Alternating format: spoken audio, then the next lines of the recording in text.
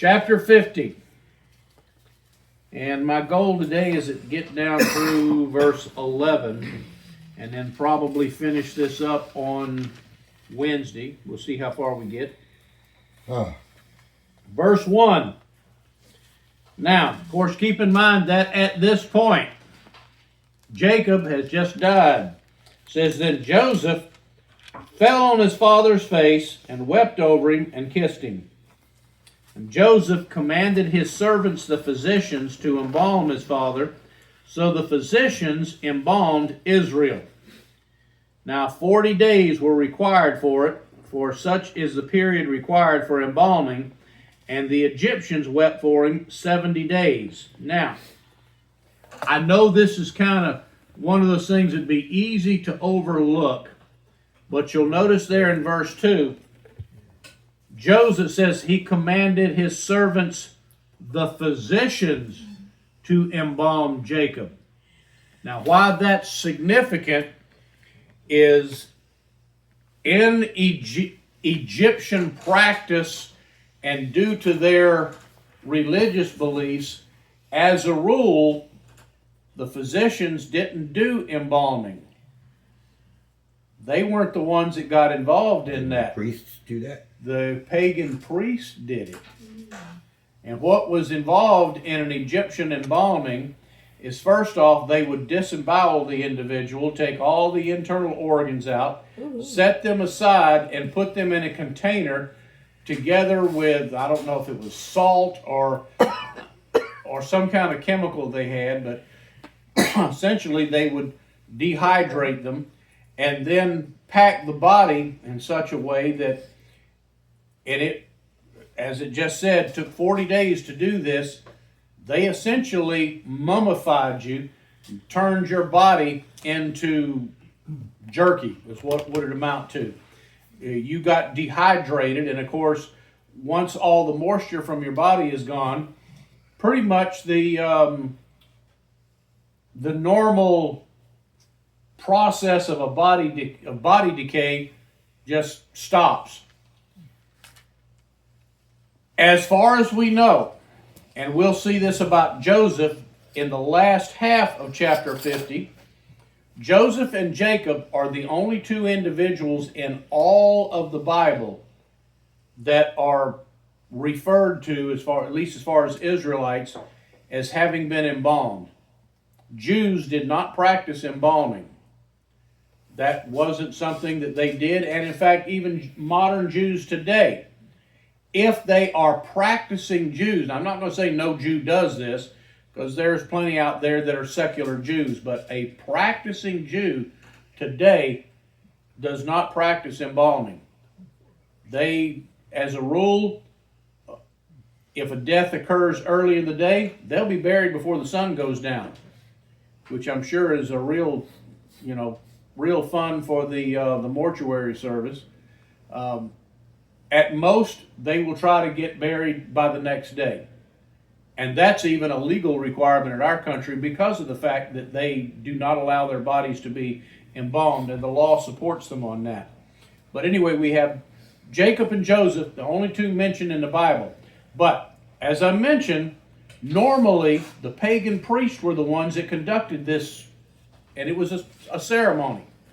You'll notice that Joseph has his physicians do it, which they were certainly qualified to do it. Why do you think Joseph would want the physicians and not those pagan priests to do it? Not to defile his father's body. Yeah. Joseph didn't want, and this kind of confirms for us that even though Joseph had been in Egypt by this point, the majority of his life, and a leader in Egypt, we can tell here that Joseph never bought into the Egyptian religion. He didn't want anything to do with these Egyptian priests. So he did not allow them to touch his father's body. He called the physicians in to do the work. And like I said, you read through this, and that's just one of those little details that doesn't seem to be any big deal, but it actually was a significant event on Joseph's part not to have these Egyptian priests do this. And of course it says that it took 40 days for this process to occur, but says the Egyptians wept for him for 70 days. So he did is what we would call today laying in state for an additional month. Now, in view of the fact that Jacob was not only a Hebrew, had nothing to do with Egypt, he'd been there for, what was it, about 17 years or something like that. I think we came to that conclusion that, what's that? Closer to 20 by now, isn't it? What? Closer to 20 by now, after all the goings back and forth between Canaan and Egypt of the brothers. But not for Jacob. Remember, Jacob came down on the last trip. Oh, okay. So about 17 years for him. And in that period of time, and of course because of Joseph's notoriety in the kingdom, all of the Egyptians apparently mourned for him, and so they had an official 30-day mourning period after the embalming. We don't have any other record anywhere other than Joseph and Jacob that were significant enough of a foreigner, no less, for the Egyptians to have an official mourning period for. So what we see here is that not only was Joseph well respected, but apparently because of Jacob's position as Joseph's father and as the patriarch of all of these Hebrews that were then living in the land of Goshen, the Egyptians apparently had a lot of respect for him. All right. Verse 4. When the days of mourning for him were past, excuse me, Joseph spoke to the household of Pharaoh, saying, If now I have found favor in your sight, please speak to Pharaoh, saying, My father made me swear, saying, Behold, I'm about to die. In my grave which I dug for myself in the land of Canaan, there you shall bury me. Now, therefore, please let me go up and bury my father, then I will return. And Pharaoh said, Go up and bury your father, as he made you swear. Now, you'll notice in this passage, Joseph, even though he was certainly authorized to do so, did not directly approach Pharaoh for this permission to leave the country to go bury his father. Why do you suppose that might have been? He probably was going to go anyway. Well, maybe, but the issue is not asking permission. The issue is, why didn't Joseph go ask of Pharaoh directly? Why did he send messengers through Pharaoh's staff to ask for Pharaoh's permission to leave the country? He didn't want to have to get mad if he said no. Yeah. More practical reason than that.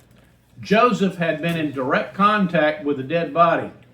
You'll notice in verse 1 it says, Joseph fell on his father's face and wept over him and kissed him. Plus, do you think there's a good possibility that Joseph may have, probably from time to time, especially over this 70-day period, kind of stuck his head in the door or checked on the embalming process to confirm that the physicians were doing it and see what happened? I mean, do you think there's a good possibility Joseph may have done that? I would have sent a servant Well, yeah, if I but was Joseph. He's mourning. what's that? He's mourning. True. But what you have here is a good possibility that Joseph may have been in direct or at least pretty close contact with his father's body during this period of time. And we see definitely he was in direct contact at the point that Jacob died. Joseph, from the Egyptians' perspective, now I could say this would be true of the Hebrews as well, but that's under the law of Moses, which at this point hadn't yet been given. So all we have from the Hebrews are their Hebrew customs. They're not yet under the law, but the Egyptians had some serious prohibitions about being in contact with dead bodies. So Joseph would not have presumed to come into Pharaoh's presence at this point, since he had been religiously contaminated by contact with the dead. It would have been an affront to Pharaoh, because now we know the Hebrews didn't practice this, but the Egyptians tended to elevate Pharaoh to what position? Godlike. Yeah, they worship Pharaoh as being a god. Now again, we don't know if this particular Pharaoh, since good possibility he was of Semitic origin as well, we don't know if he practiced this, but we do know the Egyptians as a people definitely did. They worshiped their Pharaoh as a god. So it would have been inappropriate for Joseph to come into Pharaoh's presence, since he had been contaminated. So he goes and has his servants relay the message. But even though Pharaoh tells him, go bury your father, he made you swear this to him, so by all means go. Here's the interesting part of it. Beginning in verse 7, it says, so Joseph went up to bury his father, and with him went up all the servants of Pharaoh, the elders of his household, and all the elders of the land of Egypt. What's that tell you? Well, Pharaoh wanted to make sure Joseph came back. I think it says two things here. Number one, that confirms that the Egyptians held Jacob in extremely high esteem. And the second thing, by going and accompanying Joseph with this big entourage of Egyptian officials, Pharaoh had no doubt Joseph's going to come back, because he's got basically an Egyptian guard and a contingent of Egyptian soldiers with him. I doubt that Pharaoh would have been so distrustful of Joseph that he would have probably given them instructions that if he tries to run, bring him back. Let's face it, Joseph was the prime minister and had been for several years by this point. But even if it occurred to Joseph to go and stay gone, he couldn't have gotten away with it. With all of these Egyptian officials around, Joseph wouldn't have had any choice but to come back with them. He's the golden goose for the Pharaoh. Oh, big not gonna time. Let him go. Yeah, Pharaoh don't want Joseph leaving for permanently, and Joseph had given him his word that he'd come back. Verse 8 says, and all the household of Joseph and his brothers and his father's household, they left only their little ones and their flocks and their herds in the land of Goshen. Now, it says basically they left all the livestock and the kids behind. There's one in here that it does not state, but I think it's probably a given. Who else do you think probably got left behind? Women. Yeah. Mamas to take care of the little ones. Exactly. It does not state that the women stayed behind, but let's face it, there's no way they would have left all the kids behind and somebody there not to take care of them. So they left the kids behind and the women, and who's taking care of the flocks? The older kids. Older kids and the women. Like they do normally anyway. What's that? Like they normally do anyway. Well, most of the time though, if everybody's there, you've got the young men and the servants that are out there taking care of the flocks. But at this point, if the whole household and all the servants have gone north to Canaan, yeah, this tells you that the women who, again, unstated, but clearly they didn't leave the kids behind by themselves, somebody's taking care of those kids. Well, the women are probably out there also watching after them. And as you said, some of these older kids that might not have been old enough to take this trip, but 13, 14-year-old kid, he can go out there and he's old enough to go out there and make sure that He would probably tend to the sheep at 10 and 11. Probably so. Good point.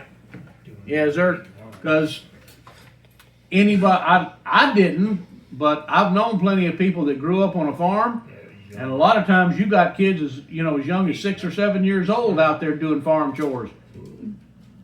Mama did. What was that? That's what my mother did. Uh-huh. She was the youngest of 8, and the next one was like 7 or 8 years older. He was gone. I mean, early. He was only like 15 when he left. So he wasn't very old when, and they had cattle, they had pigs, and big 100-acre farm. Mm-hmm. She was out. She did her part.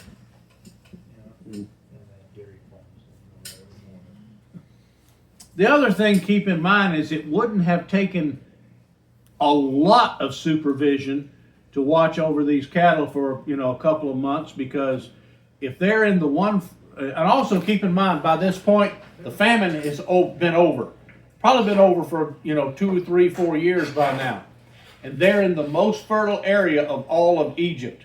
All they had to do was make sure that the cattle didn't try jumping a creek or getting away or anything like that. All they had to do was watch out over them and let them graze. So this wouldn't have been a difficult task. Verse 9 kind of flips back to the Egyptians. There also went up with him both chariots and horsemen, and it was a very great company. And that's also a little bit revealing. There's the military escort. That's my point. It tells us that all the big wigs of Egypt who were there not only in support of Joseph, but because of their respect for Jacob. But as you just said, you've got a military escort. There is no way in the world Joseph wasn't coming back with them. And of course, the military escort is sent under the auspices of keeping everyone safe on the trek, but also to do the job of making sure they come back. I think it's probably a little bit of both. So he's got a military escort with him. And we don't know how many, but it just says very great company. We can only guess as to how many there were. But at this particular time in history, Egypt was known for having a very, in relatively speaking for the times, a pretty accomplished army. And the fact that they got, chariots and horsemen, it wasn't it was a mounted cavalry. And chariots were basically the tanks of the day. Verse 10 says, when they came to the threshing floor of Atad, which is beyond the Jordan, they lamented there with a very great and sorrowful lamentation, and he observed 7 days mourning for his father. Now, this is the interesting part there. And I looked on several maps, and not a one of them could I find anywhere that actually showed where this place Atad was. Now it says beyond the Jordan, but if you look at the original Hebrew, beyond the Jordan could be interpreted either way. It could say the east side of the Jordan, which would be beyond from their perspective, but the word that's used there can also be translated as across or by the Jordan. So the bottom line is, we don't know whether they were on the east or the west side of the Jordan River. Because frankly, there is, again, I looked at several maps and none of them were able to had any indications where this place Atad was. But look at it from a practical perspective. If they're coming from Egypt, which is southwest of Canaan, to go to the east side of the Jordan River, the east side of the Dead Sea. And I did find one commentary that said that they believed that it possibly could have been on the east side of the Jordan River. They would have had to have traveled east at least 2 or 3 days, then turned and gone north up through the wilderness area. But then to get to where Jacob's burial plot was, they would have had to have crossed back over the Jordan River, back into what we today consider, Canaan or the Promised Land. It would have been a very circuitous route gone around the Dead Sea, north through all the salt flats in the desert area, and then come back across the Jordan River to find Jacob's burial plot. And that, we do know where that was. That's again in northern, was in northern Canaan on the west side of the Jordan River. If they followed the coastal route up, which would have taken them through Philistine territory, also would explain why they had all these soldiers with them. Bottom line is, I've come across 2 or 3 guesses as to where Atad was, but nobody that actually was able to, with any, I guess what's the word I'm looking for? Certainty. Yeah, certainty. There you go. I knew something started with a C. With any certainty that actually knew where this location was. But the bottom line was their ultimate destination was the cave where Leah, Abraham, Isaac, Sarah, and Rebecca were all buried, which is, we do know, is on the west side of the Jordan River. However they got there, but they stopped at wherever this Atad was and had a 7-year period of mourning before they went on. 7 years? 7 days. 7 days, I meant. See, sometimes my brain don't work right either. 7 days. Verse 11 says, now when the inhabitants of the land, the Canaanites, now again, this is an indication that it might have in fact been Right there, yeah. on the west side of the Jordan River, because where were the Canaanites? The west side. They were on the west side of the river. Now when the inhabitants of the land, the Canaanites, saw the mourning at the threshing floor of Atad, they said, this is a grievous mourning for the Egyptians. Therefore it was named Abel Mizraim, which is beyond the Jordan. And again, Nobody knows where that's at. nobody knows where that is. But Abel Mizraim simply, literally all that means is the meadow of mourning of Egypt. By the way, Mizraim was an ancient name for Egypt. And if you look at a map of like the probably second and third millennium, not century, millennium BC, and what we now know as Egypt will be labeled as Mizraim. But Abel means, mourning. Interesting that that's the same name as Abel, as in Cain and Abel. But it means the mourning of the Egyptians. Mourning, M-O-R-N? Yeah, or mourning as in, M-O-U-R? not mourning as in sun up, but Okay. mourning as in grieving. Now, here's another issue, and then we'll finish with this. Another indication that wherever this Atad or relabeled Abel Mizraim may have in fact been on the west side of the Jordan River is, notice it says it was a threshing floor. What's on the east side of the river as you're coming up past the Dead Sea? I guarantee you no threshing floors there. It's all desert and salt flats. Salt flats, yeah. You can't get to any fertile territory until you get another 30 or 40 miles farther north, which would have been the area where they would have been having to cross back over the Jordan River. And if you've got that many people, along with chariots and horsemen, plus all these people who are walking, are you going to take a route that's going to probably take you about 4 or 5 days out of the way, plus have to cross over the Jordan River? Carry all that supplies. Yeah. That's why most people believe that even though it says beyond the Jordan, that because of the ambiguity of the Hebrew translation, most of them have agreed that it probably meant by the Jordan or something to that effect, and would have taken them up the west side of the river, especially since that was their destination to begin with, and wouldn't have made any sense for them to go the long way around the Dead Sea through an area where it wouldn't have had any fresh water. So, but anyway, that's another issue. So Important. the first 3 generations of Israel, Abraham, Isaac, and Jacob, are buried in the same tomb. Yep. Along with all their wives, except with Jacob, the only one was buried there was Leah. We know Rachel was buried several miles farther north because she died in childbirth before they got that far. And frankly, we don't know where his 2 concubines were buried. All right, questions this evening? We're going to try to finish this up on Wednesday.